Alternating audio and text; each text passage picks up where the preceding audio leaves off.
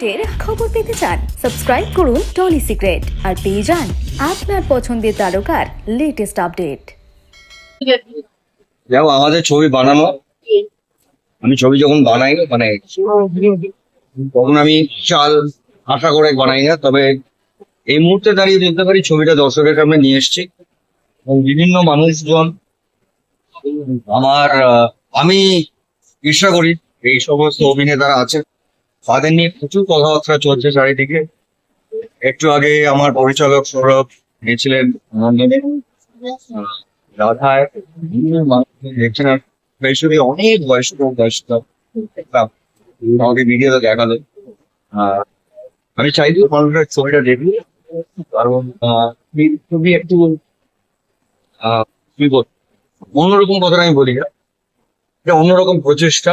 আর এই আজকের প্রজন্মের পরিচালকরা এই ছবিটা বানিয়েছেন, তাদের ভাবনা তাদের একটা অন্য ধারা আছে।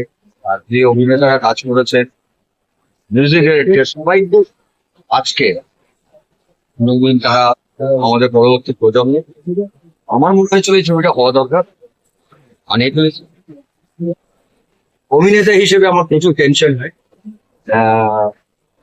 প্রযোজক বা আইডিয়া যে ধরনের ছবি বানায় তাতে আমি টেনশন করি না, আমি গর্ববোধ করি। মানুষের ভালো লাগলে আমি গর্ব করবো।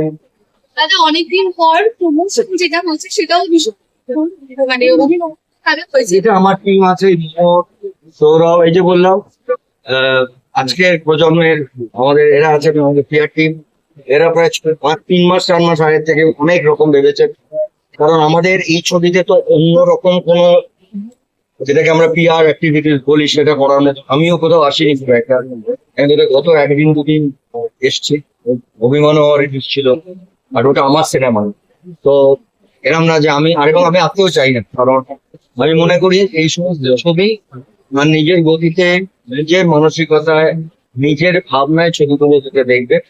এবং আমি খুবই আশাবাদী যে এই ছবিটা শুধু পশ্চিমবাংলার মানুষ নয়, আমি খুব আশাবাদী যে এই ছবি আজকে আমরা সারা ভারতবর্ষের মধ্যে দেখাতে পারবো গর্ব করে।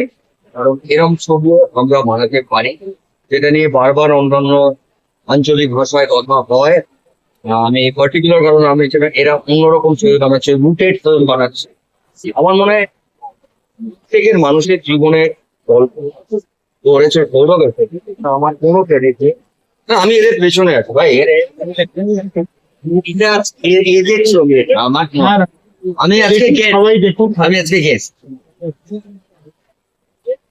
দাদা একটা অদ্ভুত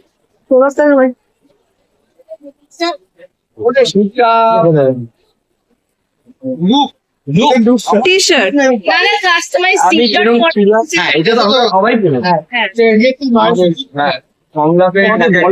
এই সংলাপটা আমার প্রিয় সব, আজকে গেলে একটু গর্বস পারি।